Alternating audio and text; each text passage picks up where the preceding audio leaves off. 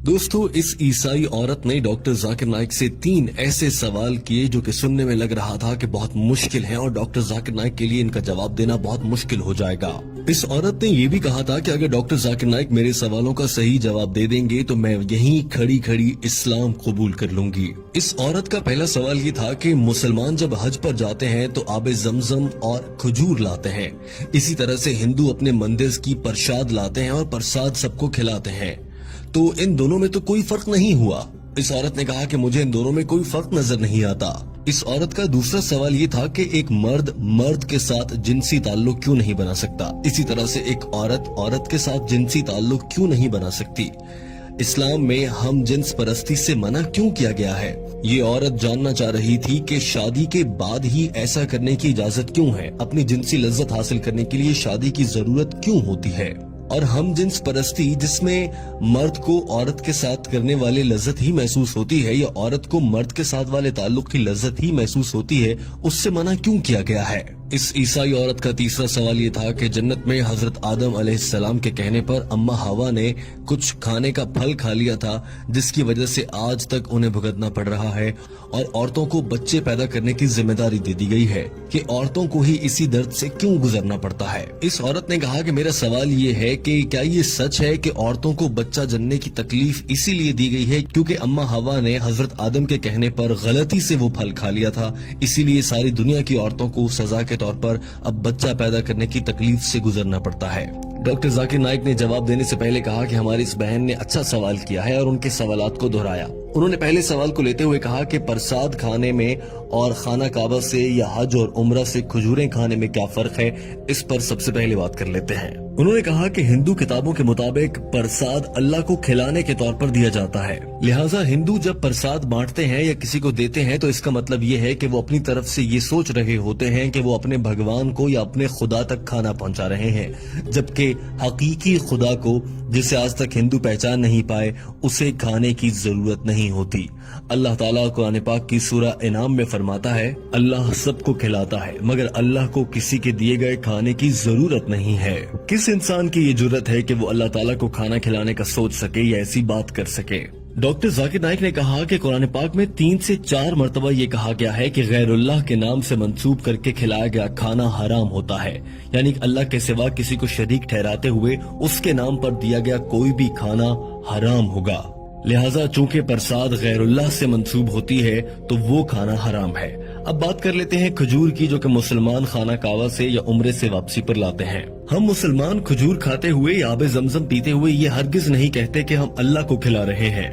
और सऊदी अरब का सबसे मशहूर फल खजूर है, वहाँ की खजूरें बहुत मशहूर हैं। यही वजह है कि कोई भी मुसलमान वहाँ से खजूरें लाता है और ये कभी नहीं कहता कि मैं अल्लाह को खाना खिला रहा हूँ, नौजुबिल्लाह। डॉक्टर जाकिर नाइक ने कहा कि ये भी जहन में रहे कि खजूर बहुत मुफीद ग़िज़ा है और सेहत के लिए भी बहुत अच्छी है, लेकिन याद रखिए अगर हिंदू प्रसाद के नाम पर खजूर भी देगा तो वो खाना हराम है क्योंकि ये गैरुल्लाह के नाम से नामजद या मंसूब है, लिहाजा मुसलमान इसे नहीं खा सकते और ये खाना हराम होगा भले कोई हिंदू प्रसाद की सूरत में खजूर ही दे रहा हो। दूसरे सवाल की जाने बढ़ने से पहले डॉक्टर जाकिर नाइक ने कह दिया कि ये है हिंदू और मुसलमान में फर्क कि मुसलमान ऐसा नहीं समझते कि उनके बनाने वाले रब्बे ताला को, अल्लाह को किसी के खाने की जरूरत है, जबकि हिंदू ऐसा समझते हैं कि उनके भगवान को खाना खिलाने की जरूरत है। डॉक्टर जाकिर नाइक ने कहा कि हमारी इस बहन का दूसरा सवाल ये था कि हम जिन्स परस्ती क्यों गलत है, मर्द के साथ और औरत के साथ सेक्स या जिनसी ताल्लुकात क्यों नहीं रख सकते,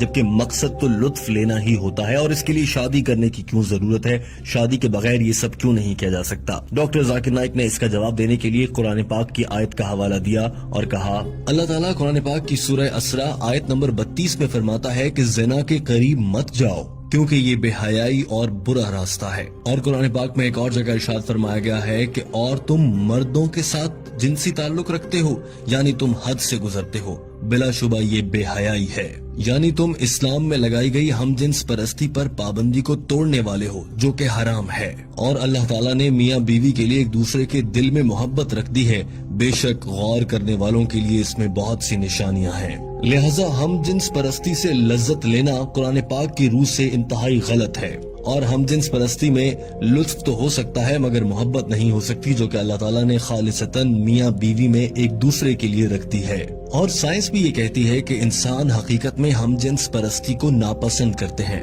اب آپ یہ بھی نقطہ اٹھا سکتی ہیں یا اٹھاتی ہوں گی اکثر کہ ہم جنس پرستی دو لوگ اپنی مرضی سے کر رہے ہیں، ہم اس میں کون ہوتے ہیں بولنے والے، لیکن ہمارے خدا نے، اللہ تعالیٰ نے اس سے منع فرمایا ہے۔ ڈاکٹر ذاکر نائک نے کہا کہ اسلام نے اس حوالے سے شادی کو اسی لیے رکھا ہے، اسی لیے انسان میں جنسی لذت حاصل کرنے کی خواہش بھی بہت زیادہ رکھی گئی ہے تاکہ وہ جلد از جلد شادی کریں اور اس کے بعد ان کی اولاد نرینہ ہو اور انسانوں کی آمد کا سلسلہ قیامت تک یوں ہی چلتا رہے۔ اور اگر ہم جنس پرستی ہوگی تو بچے کیسے پیدا ہوں گے؟ ڈاکٹر ذاکر نائک نے کہا کہ حضرت محمد صلی اللہ علیہ وآلہ وسلم نے ارشاد فرمایا کہ میاں بیوی کا آپس میں جنسی تعلق رکھنا دراصل عبادت ہے۔ اور آج سائنس ہمیں یہ کہہ رہی ہے کہ ایک جانب وہ لوگ جو شادی کرتے ہیں مختلف جنس کے لوگوں سے اور دوسری جانب وہ لوگ جو ہم جنس پرستی کرتے ہیں ان کے درمیان موازنہ کریں تو شادی کرنے والے لوگ زیادہ خوشگوار اور اچھی زندگی گزارتے ہیں۔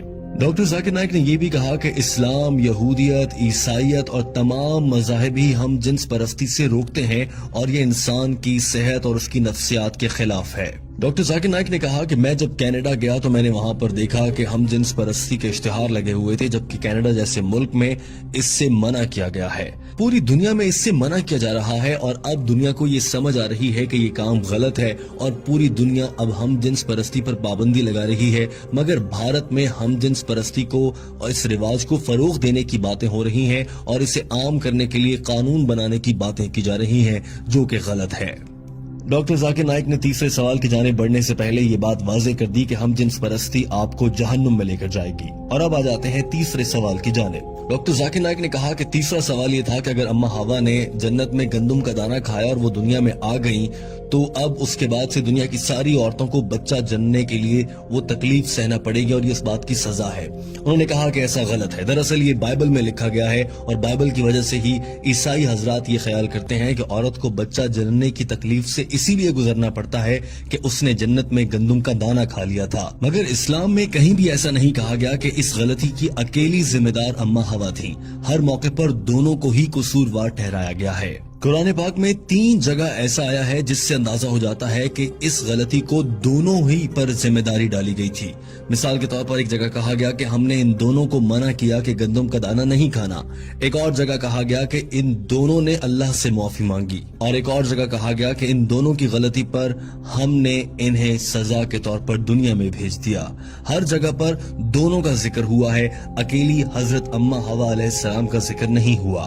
لہٰذا قرآن پاک کی روح سے حضرت اماں حوا اور حضرت آدم علیہ السلام دونوں ہی ذمہ دار ہیں۔ چونکہ بائبل میں کچھ تبدیلیاں کر دی گئی ہیں اس لیے بائبل میں معلومات بدل گئیں اور اب عیسائی مذہب کے فالو کرنے والے لوگ اسے غلط سمجھ بیٹھتے ہیں، جبکہ اسلام میں ایسا بالکل بھی نہیں ہے۔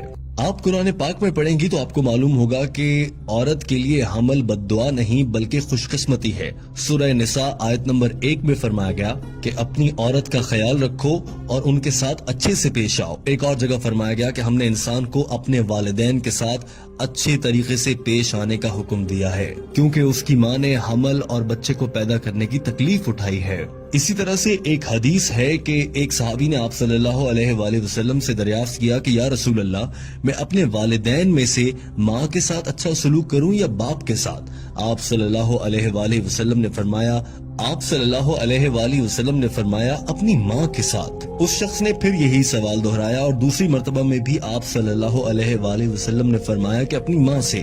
تیسری مرتبہ کے سوال میں بھی یہی جواب ملا اور چوتھی مرتبہ کے سوال کے جواب میں آپ صلی اللہ علیہ وآلہ وسلم نے فرمایا کہ اپنے والد سے۔ لہٰذا 3 بار ماں کے احترام کا کہا گیا ہے۔ Gold medal, silver medal, jubilee medal سبھی ماں کو ملے ہیں، اس کے بعد والد کی بات ہے۔ اس کا مطلب یہ ہرگز نہیں ہے کہ والد کا احترام نہ کیا جائے، مگر ماں کا بہت احترام ہے۔ اور ڈاکٹر ذاکر نائک نے یہ بھی کہا کہ اللہ تعالیٰ نے اسی لیے یہ ذمہ عورت کو دیا ہے۔ بتائیں آپ، کیا کوئی مرد بچے کو جنم دے سکتا ہے؟ ہرگز نہیں۔ ڈاکٹر ذاکر نائک نے کہا کہ مجھے امید ہے آپ کو اپنے سوالوں کا جواب مل گیا ہوگا۔ اس عورت نے ہاں میں جواب دیا تو ڈاکٹر ذاکر نائک نے سوال کیا، کیا آپ اللہ کو ایک واحد عبادت کے لائق مانتی ہیں؟ ڈاکٹر ذاکر نائک نے سوال کیا کہ آپ حضرت عیسیٰ علیہ السلام کو خدا مانتی ہیں؟ اس عورت نے جواب میں کہا نہیں۔ ڈاکٹر ذاکر نائک نے سوال کیا کہ پھر آپ انہیں کیا مانتی ہیں؟ جواب دیا کہ میں انہیں پیغمبر مانتی ہوں۔ سوال ہوا کہ کیا آپ حضرت محمد صلی اللہ علیہ وآلہ وسلم پر ایمان رکھتی ہیں اور انہیں اللہ کا آخری نبی مانتی ہیں؟ عورت نے جواب دیا جی ہاں، میں ان پر یقین رکھتی ہوں اور وہ اللہ کے آخری نبی ہیں۔ ڈاکٹر ذاکر نائک نے آخری سوال کیا، آپ پر اسلام قبول کرنے کے لیے کہیں سے کوئی دباؤ تو نہیں، کسی نے کوئی رشوت تو نہیں دی؟ اس عورت نے جواب میں کہا ہرگز ایسا نہیں ہے۔ تو ڈاکٹر ذاکر نائک نے کہا مبارک ہو، آپ اسلام قبول کر سکتی ہیں۔ ڈاکٹر ذاکر نائک نے کلمہ پڑھایا، اس عورت نے اسلام قبول کر لیا۔ أن محمدا عبده ورسوله I bear witness. دوستوں، امید ہے کہ آپ کو یہ ویڈیو پسند آئی ہوگی۔ اس ویڈیو کو پسند کرنے کے ساتھ اپنے دوستوں تک پہنچائیے تاکہ وہ بھی ڈاکٹر ذاکر نائک کی انگریزی زبان میں کی گئی گفتگو کا اردو ترجمہ سن کر سمجھ سکیں اور دین اسلام پر عمل کر سکیں۔